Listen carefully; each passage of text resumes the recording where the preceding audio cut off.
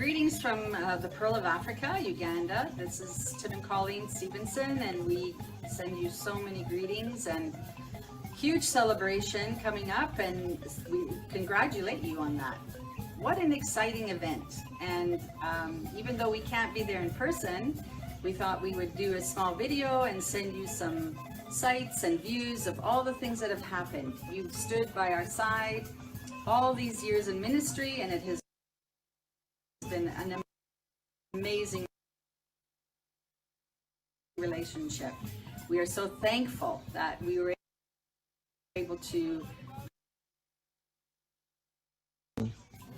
Hi, greetings from the Pearl of Africa, Uganda. This is Tim and Colleen Stevenson, and we send you so many greetings and huge celebration coming up, and we congratulate you on that. What an exciting event. And even though we can't be there in person, we thought we would do a small video and send you some sights and views of all the things that have happened. You've stood by our side all these years in ministry, and it has been an amazing relationship. We are so thankful that we were able to visit you guys in the church, or also for some of your congregational members to come here throughout the years. And the biggest prize, I guess, is having Daniel and Logie and their kids here at Heritage, and we celebrate that. There's so much to celebrate. God has been faithful throughout the years. They have not been easy at times, but certainly He has been faithful. And last night we have a German couple visiting us here from Germany, and of course we were sharing with them how God has been with us through the years. And when we look back, we see His faithfulness and His goodness, and He has never given up on us. We have seen so many miracles, so many answered prayers, and of course one of the biggest ones is that God healed me of cancer several times. I'm so thankful to be alive and to be here and to enjoy God's gifts every day. We send so many wonderful greetings from our family to the church family, and we bless you in every way and thank God for you. Super job there. Some of our structure, we have to look back at old paperwork, and because of trying to confirm history and so forth and so on, in either for government or some other reasons. And in the last maybe a couple months, we've had to pull out the old boxes and look back at earlier papers. We've got these papers from '83 when the Hoffmans first came here, and then when we showed up in '85. And other than taking allergy pills, some of these letters are so exciting, and little news articles and reports of what's gone on. So much has changed in Uganda as a country, in Uganda and the continent of Africa. I mean, you got 1.3 billion people in Africa now. We've got 54 countries. It's an incredible opportunity on the continent. But in Uganda, we started way back when we first came, with Germany that was funding the school, and now we have over 200 schools, Church of God schools here in Uganda. We built a school.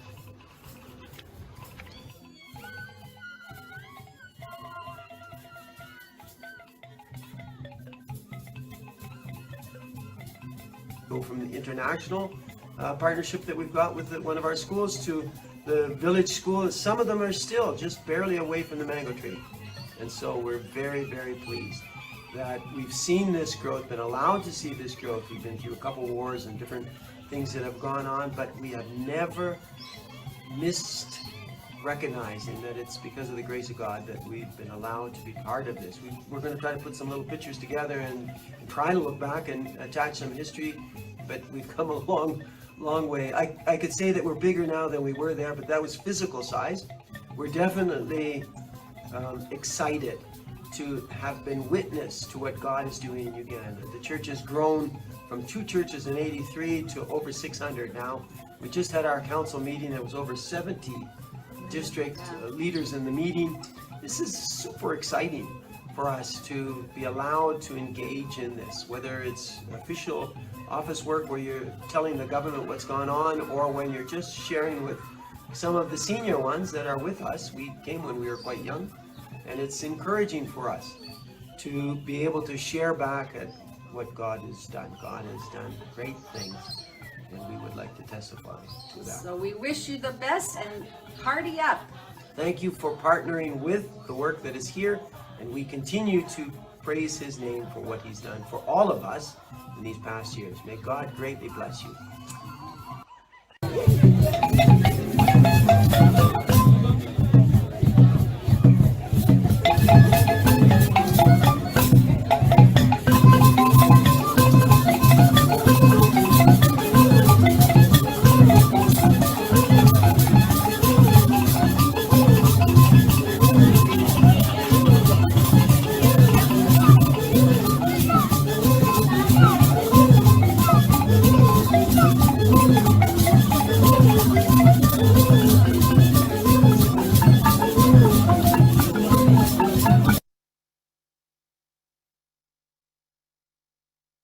So that was Tim and Colleen Stevenson.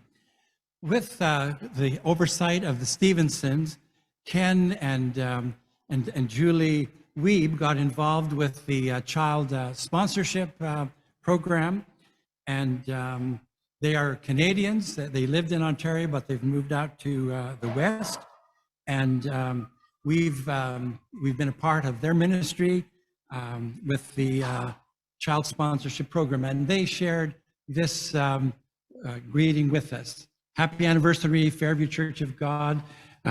After years of faithful service to Toronto and Eastern Canada, we have enjoyed on numerous occasions worshiping with you in your worship services on Sunday afternoon. We've especially enjoyed the music and fellowship times after the service, connecting and renewing relationships with some of the people in the congregation. May God bless you as you continue the journey of ministry you have been doing for 44 years. And then Julie shares, we greet you in the name of our Lord Jesus and thank and praise him for the privilege of being able to join Fairview Church in ministry over many, many years, both in local mission ministry and international missions work. It's been a privilege to work with your pastor and several Fairview people in leadership in the Church of God in Eastern Canada work over the 44 years, which has included partnering with our Sunday school children and many individuals from your church family in the Faraha sponsorship program. By the way, Faraha means joy and happiness, so that's why it's called the Faraha Child Sponsorship Program. Several have joined us on the mission review trips to Uganda, met sponsored children and visited the mission projects supported by Fairview, like Jaja houses and training centers. September 2011, 2 individuals from Fairview Church of God worked with us and served as Faraha sponsorship coordinator administrators from July 2010 to September 2012, and accompanied us to Uganda for a review trip. We have also enjoyed being together in Uganda with Nishari, Daniel, and Loji. I have appreciated the number of times Fairview Church family invited me as the missions rep for Eastern Canada to come and share about and promote projects and the Faraha sponsorship program with the congregation. Support for different projects was much appreciated and blessed so many. The project nearest to my heart has always been the sponsorship program, and many in the Fairview Church family have and even now are sponsoring children in our Faraha program. Thank you. Presently, there are 7 children being sponsored by individuals and Fairview. Again, congratulations on your 44th anniversary of these years of faithful, fruitful service in God's kingdom. That's from Ken and Julie. The next place that we got involved in as a congregation was with the work in Sri Lanka. We were among the first 3 congregations, 3 countries that decided to support the work in Sri Lanka. And that was back in the 80s. And then in 1990, the church was officially recognized by the government. And our church has enabled churches to be planted, pastors to be trained and discipled. And here is a picture of the missionary Stephen and Peggy Beverly and the national coordinator Krishnantha De Selva. And Stephen and Peggy will be with us in September in person. and they bring this greeting to us. Dear Pastor Roger and Fairview Church family, greetings from Sri Lanka. Congratulations on celebrating 44 years of ministry. We are delighted to have been a small part of that journey with you. Your support over our 8 years of ministry and work in Sri Lanka has enabled us to accomplish several incredible projects. Your recent support of the Children First program has helped many of our churches connect with their communities to provide critically needed food for children. The Children First program has provided more than 15,000 meals to children in need.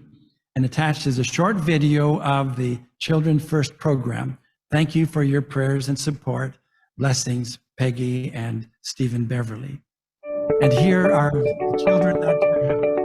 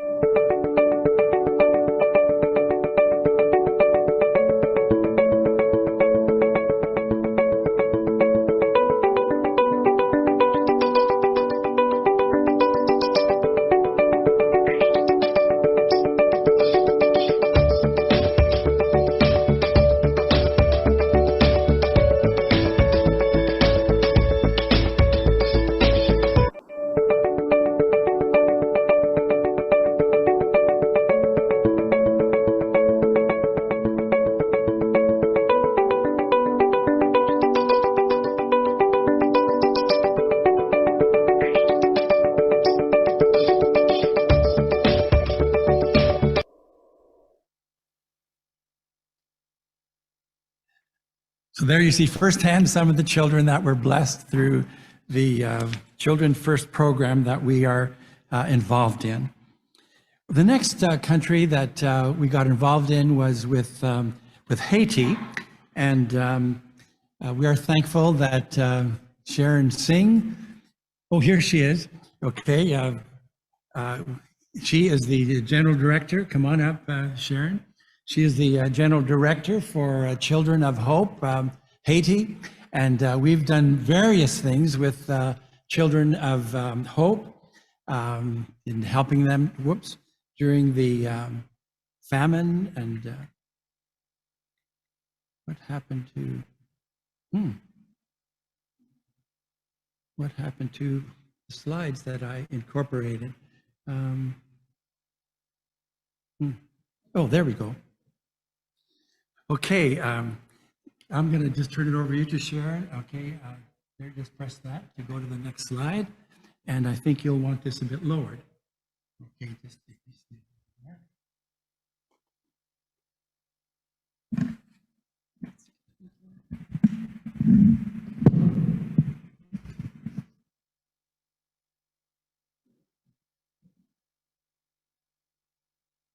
Okay, good afternoon, everyone. I just want to congratulate Fairview on their 44th anniversary. And it's been a while since I've been here. Maybe most of you can't remember me. It's been pretty much over 25 years, I think. But it's good to be back to worship with you again. Thank you, Pastor Spitzner and Manicam, for inviting me to speak on behalf of Children of Hope Haiti. Now, before I start, I'd like to acknowledge some special people. Pastor and Sister Steinke, faithful, humble servants of God. I've noted their love, service, and unwavering support of Sister Phyllis' ministry in Haiti for over 30 years. Their example of being the hands and feet of Jesus is in part why I decided to accept my role with Children of Hope Haiti. Thank you both for your encouragement and your prayers. All right, I'm sure most of you have heard a lot about Haiti on the news recently, especially since late last year. And I just want to bring to your attention some stats on Haiti before it all came into focus. These were from a few years back. You can note that 80% of the Haitians live below the poverty line. 54% live in abject poverty. 90% of the education is privatized, and 65% of children are enrolled. But only 35% complete primary education, and 20% go on to attend secondary, and even fewer graduate. And parents have to do this on less than $2 a day to pay for tuition, school fees, transportation. So most Haitians are limited accessibility to food, education, or healthcare. A failed state, that's the description of present-day Haiti. Currently, there is no democratically elected official in any government capacity, and many protest the government. Over 200 gangs rule Haiti, wreaking death and destruction as the country spirals into famine. They use sexual violence to instill fear, they kill indiscriminately, and they set up blockades at seaports and roads to prevent the distribution of food, fuel across the country. And this has resulted in the escalated countrywide hunger. They target a number of places, such as schools. 72 schools were targeted since October with shootings, ransackings, lootings, and kidnapping. And at least a quarter of the schools have been closed since then. They target hospitals with gang looting, and so the lack of medical supplies have reduced due to the streets being blockaded with burning tires. Even last month at a hospital, a gunshot patient on a stretcher in the emergency room was dragged out by 3 armed men, taken outside the hospital and executed. They target churches. Just up to a week ago, 3 worshipers leaving a church after Sunday Mass were kidnapped by gangs, and the previous week, a priest was seized. So because of the instability and escalated violence, many faith groups have suspended their aid work in Haiti.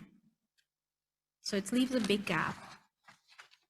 They also target fuel terminals, and this was one of the main reasons for the severe hunger crisis right now. In September, the gangs, they collated and they dug trenches around the main fuel port, blockaded with huge shipping containers for months. They hijacked tankers, kidnapped and ransomed drivers. And actually, a few of these trucks were abandoned not far from the home in Sintard, and they were found filled with water and rocks. So this forced gas stations to close, hospitals cut back on critical services, banks and grocery stores operated on a limited scale. And it was this that caused Haiti to plunge into the current severe hunger crisis. The United Nations High Commissioner for Human Rights have declared the situation a living nightmare.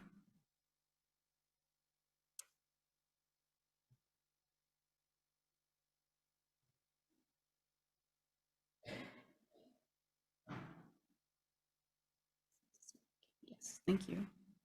So just a little bit about Haiti. The main modes of transportation are motorcycles. As you can see, there's about 6 people, a family on that one. I don't know how they fit. And the vehicles that are converted into, a mode of transportation, they're called tap-taps. I don't think I want to be that guy on top there, though. Many Haitians live in appalling conditions with no running water or electricity. That's a tent city, and they're washing clothes right there. And many houses don't have running water or electricity. Now this picture, I was at the orphanage kitchen, and I saw some hands peeking through. Can we just go back to that slide, please? The next one. Thank you. And I wondered, it kind of startled me, what are these hands for? And I asked the staff, and they said, those are the village children. They're begging for food. This is in the kitchen. They push their hands through. So it's not a good situation there. So I want to talk a little bit about Sister Phyllis. I'm sure most of you have heard about Sister Phyllis. I'll give you a little bit of her background. She's a Jamaican-born missionary. She's living in Haiti now for over 50 years. Got there in 1972 after graduating from Anderson College. And she has touched countless lives in too numerous ways to mention. But just to name a few, she oversees the orphanage on the mission compound in Saint-Ard since 1993. She's planted over 240 churches, and they operate as both schools and churches. She oversees 280 pastors. She runs workshops, conferences, and seminars for the pastors, and she's established many ways to minister to the Haitian people, and she continues to guide, fund, organize, and intercede for the needy. So our mission at Children of Hope Haiti is to increase access for education to the children at the home in Saint-Ard, and to support Sister Phyllis's ministry for the over 200 pastors and their churches across Haiti. Our 4 main areas of support are education for the children, Sister Phyllis's ministry, Haiti Relief, and MAEDH. I'll get to that one, don't worry. Okay, so we'll start with the children at the orphanage. There are presently 46 children at the home currently that need education support in both primary and secondary schooling. This would be to cover tuition, uniforms, shoes, school supplies, and transportation. They're also provided with daily nourishing meals. And as you can see, little Kevin there, I don't know if you can see him, he's really enjoying his scrumptious food. On the compound, it's 10 acres, it's quite large. And there's the boys and girls dormitory, the main building, and there's also a hospital there that was built after the 2010 earthquake. Now the children, they're very much loved there. I've seen it firsthand. They care for each other and they're well taken care of. They go to school, they attend church weekly, and they have their own daily devotional time. So one of our areas for Children of Hope is with helping the Haiti Relief Program. And this comes with providing rice and beans, and also providing funds to homes and churches that have lost their roofs, providing clothes and food into families after a hurricane. So typically, Sister Phyllis would purchase numerous bags of rice, and they would be distributed to the villagers. A little bit about Sister Phyllis's ministry. As the director of the Children's Home in Saint-Ard, many people come to her daily from various walks of Haiti, asking for food, medical, or special needs. These can be a meal, a small bag of rice or beans to take home, money for medical tests, consultations, and surgical procedures. She has her own little stash, like Shoppers Drug Mart, in her kitchen. She has Tylenol and different over-the-counter medications that she can administer. Sometimes families from victims of motor vehicle accidents would come to her because they have no money to pay for their loved ones' hospital needs, medication, and tests. She helps provide for medical, not just medical, but funeral expenses also. People can't afford to bury their loved ones, and she helps to provide food for after the funeral. So those are just some of the areas in which Sister Phyllis's ministry occur. Now, Pastor, you're asking about MAEDH. So this is the Aid Mission for Disabled Children and Youth. This home looks after 15 special need boys, and probably about 10 years ago, Sister Phyllis specifically asked Children of Hope to work along with the coordinator and pastor, his name is Richelieu Cadeau, to assist them with their food, schooling, and other needs. Disabled persons are treated the worst in Haiti. Their families can't afford to take care of them as they need, and most of them are abandoned. So that's why we support this mission. So many of you might know Karen Goodyear. She founded Children of Hope Haiti, but I'm not sure how many of you are aware that Karen received the prestigious Meritorious Service Medal from the Governor General, David Johnston, in 2016 for the outstanding humanitarian work done through Children of Hope Haiti, with the donations from many of you throughout the years.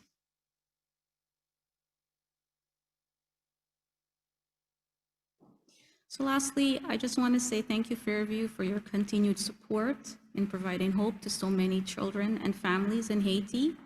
And I understand that one of your purpose groups is endeavoring to collect donations for our ongoing RISE project. Now your contribution is very much valued and needed. And I'm happy to report that with our December RISE appeal, we're able to send 27,000 Canadian dollars in January to pay towards the 4,000 bags of rice that were purchased for Sister Phyllis to distribute all across Haiti. And they were distributed without mishaps. The churches and congregations were very, very happy to receive it. So we really appreciate your support.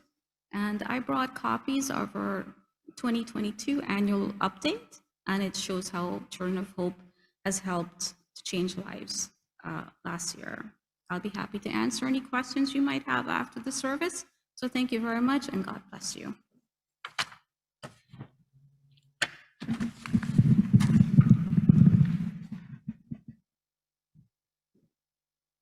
Well, thank you very much, Sharon. And I don't know if you were here when we announced that we had a goal of 100 rice bags, and we have achieved it. That was for a month project, and we have achieved that goal. And so we thank the Lord for that. Well, let me continue on here with other ways that we have helped and served in different places. We've had various humanitarian concerns that we've been involved with. For many years, we supported the Cedar Home Orphanage in Lebanon, and provided funds in 2006 when the war was going on there. We provided tsunami relief in Asia in 2004 and Japan in 2010, and Katrina hurricane relief in Florida in 2005. And then we also dealt with the flooding in the Philippines in 2012, and Pakistan in 2009, relief for Sudan in 2011, and we are involved with helping with the during the earthquakes in Haiti and Nepal in 2015, and so various places across the world we have helped during these times of disasters. And other help has been given, medical relief for little baby Johnson in Uganda, foods for displaced persons in Sri Lanka. We did that several years ago. Refugee support for war-torn Goma in the Congo. And in 2020, we provided support for the Christian Medical College in Vellore, India, during the COVID crisis. But not only have we sent money, we have also encouraged people from our congregation to go in person to some of these places. And in 2003, we sent the first group to Uganda on a work camp. And you can see them working there and painting and, I don't know, teaching. And then we had another work camp in 2008 in Zambia, and they helped with the building there. And in the bottom slide, you see after they came back, they shared their experiences with us. And so we've had people that have gone on trips. Another person was Nyanis in 2011. She went on a work camp to Haiti. And so these people that have gone have been blessed. Their eyes have been opened to special needs of the world. And they brought back some encouraging reports to us. And then we have sent people not just on short-term ministries, but longer-term. And one of the first persons that we sent from our congregation was Linda Sparks. And there's, you see her at her baptism. Linda came to our church. She was a pianist for us, and she had had kind of a rough life. But the congregation here loved Linda into the kingdom. Because she said if people had started preaching at her, she would have just left the church immediately. But people disarmed her by their love. She committed her life to Christ. And shortly after that, she felt called to ministry. And she went to Emmanuel Bible College in Kitchener, got married to a person who felt called to the missions.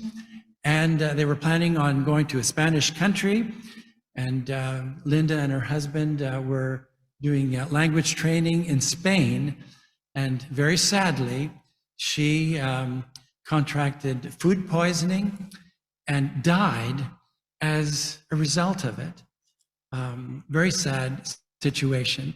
But I'm thankful for the part that we had in helping Linda get on the right path in her life and to be able to share the good news. And after she made her first commitment, she was just telling her friends about Christ, what he means to her. It was just an amazing transformation that took place in her life.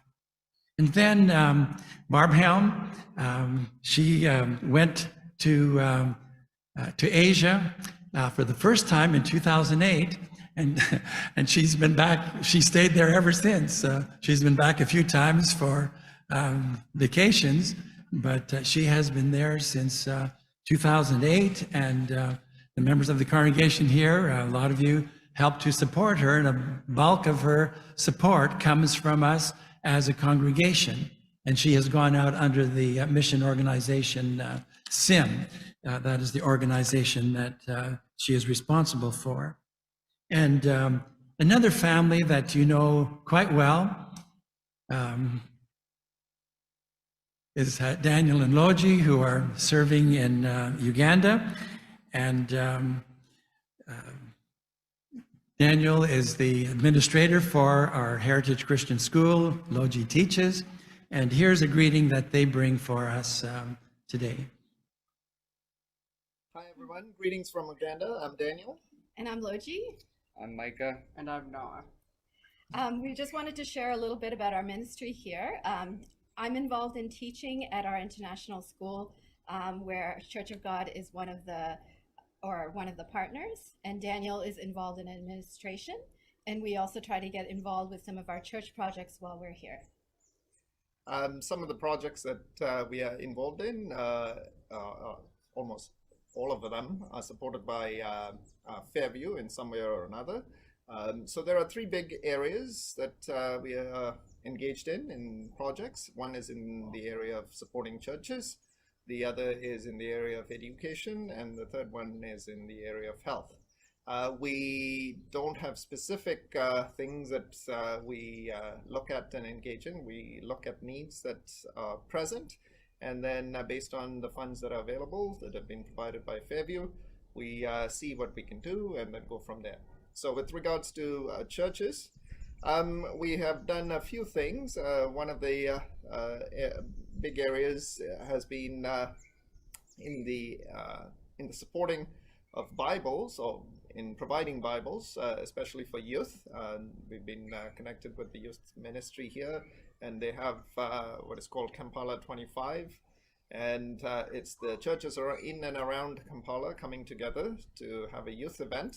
And yeah, it's a fun event, and we've kind of supported that with Bibles for participants, as well as youth leaders, study Bible for youth leaders, and so on.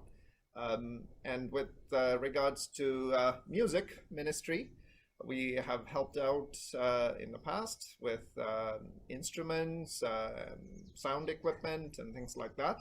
And that has made a significant difference to the various churches. With regards to education, we, being teachers and administrators, we've looked at how we can make schools better. And one of the areas that we've supported schools is in the area of helping them with resources. We are going this afternoon for a service of celebration at one of the schools in Kampala, where we supported them with a science lab. And this has made a huge difference. And the service of celebration is because the national exam results were released, and they've done very well.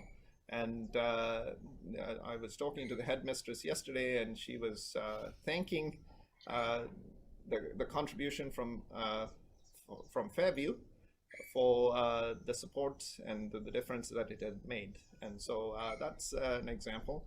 Other areas is mainly in the areas of supplies, helping out with different things. And one project that I'm currently working on is helping rural schools with the ability to connect to the internet so that they have access to resources. Rural schools here in Uganda are in a very difficult position in terms of staffing, in terms of resources. So having an internet connection and having the ability to access the internet will make a big difference. So that's not complete yet. We are in the process of implementing it. And so I will provide an update probably when we get back, or if done earlier, we'll send you that soon. In the area of health, we've been working with Caitlin Smith, and she has been responsible for running the clinics, and Fairview's generosity in this area has been appreciated as well. In one of the clinics, they were able to expand the services and improve on the services that they offer the people in that neighborhood. We collaboratively work with the Stevensons, who are missionaries here in Uganda, and yeah, and it's been a fun last 2 years, and a total of 7 years in Uganda so far. And we started all of this with a short-term mission trip 20 years ago in 2003, and it has led to all of our time here. Blessings as you celebrate, and we look forward to seeing all of you in the summer. Take care. Bye.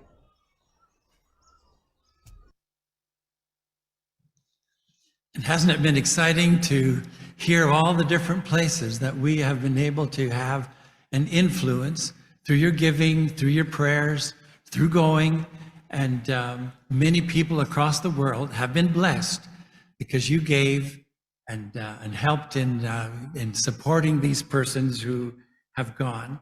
And I just thank the Lord that we've been able to touch so many different places across the world.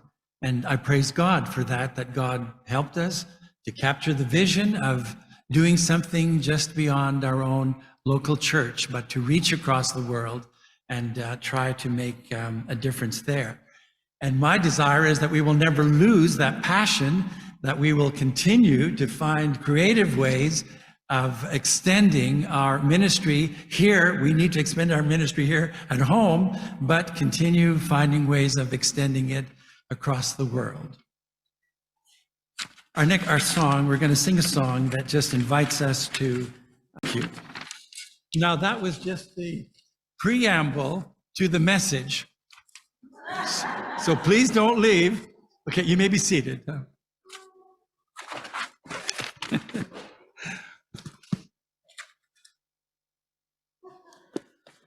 Well, you all look very worried and anxious, and I can understand why, but don't you worry, I'll get you home in time for dinner. That's my promise to you.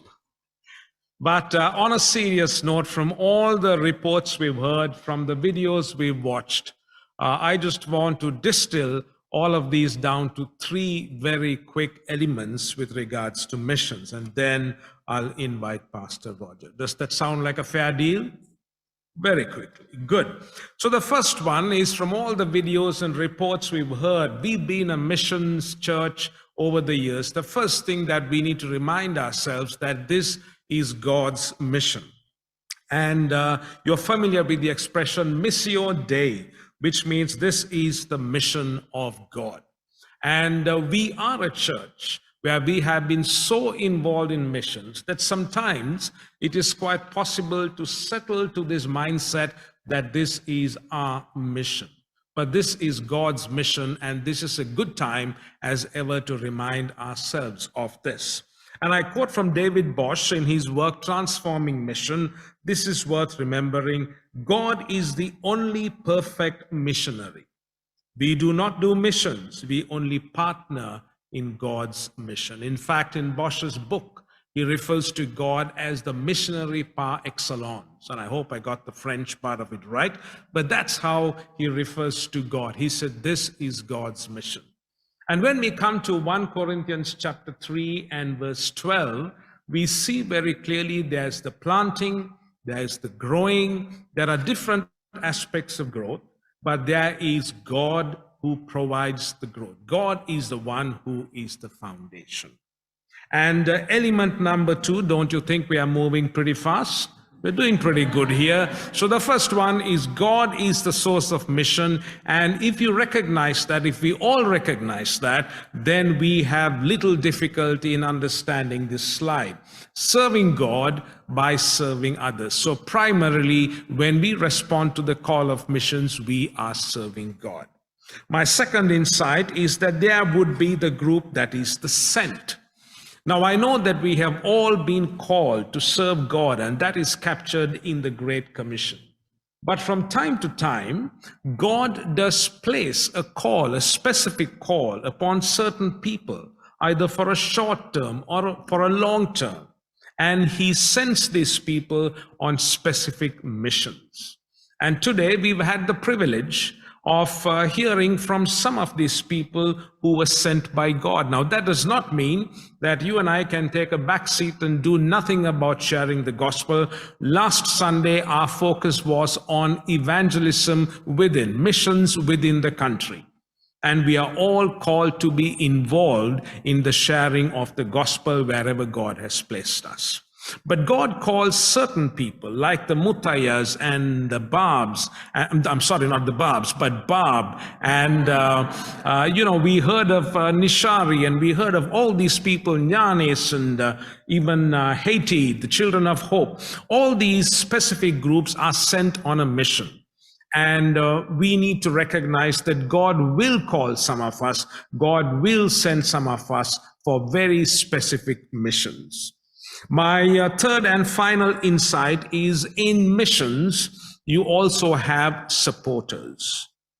The mission is the work of God, and God calls certain people for specific missions and they are sent. But you also have supporters. and I call them rope holders. Now, if you listen to my sermon when I preached on the purpose group of evangelism, which was not too long ago, but I do have a reputation where the next Sunday, if I ask people, what did I preach on? They give me this blank stare, so I'm not going to ask you for details. But when I did talk about evangelism, I used the expression rope holders. And that comes from the work of William Carey. Now, William Carey, as you know, is recognized as the father of modern missions. But there was a day when he met with Andrew Fuller and some of his friends, and he says, I will go if you promise to hold the rope. And from there, in the study of missions, anytime we get into the theology of missions, we refer to rope holders. And all of us have been called to be partners, to be supporters. And Fairview has this fine tradition. You've heard all the reports. We have this fine tradition of being excellent and consistent and reliable rope holders. And because of your prayers, because of all our prayers, and the generous giving that we have become a part of, we have been a part of, we are making a difference in the lives of people. Now, as you watch those slides, especially the ones from Haiti, we could have sat around in tables and cursed the darkness. We could have said, what a political mess this is. This is a failed state. And we could have engaged in analysis and paralysis and so on and so forth. But instead, we chose to light a candle. And I believe that's the story of Fairview, and that's the story that we would like to follow for the years ahead. Rather than curse the darkness, that we would light candles and bring hope and bring light. The Philippian church was a great example of a rope-holding church. In Philippians chapter 4, the Apostle Paul says, time and time again, you came and you supported me. And it is my prayer, it is my hope that as we journey together for the years ahead, we've come 44 years and we have many more years ahead of us. And as we continue, it is my prayer, it is my hope that we will be this rope-holding community, where we will say to the people who are sent, you go ahead. We will support you with prayer. We will support you with all the resources that we can muster, God being our helper. May God bless the reflection of these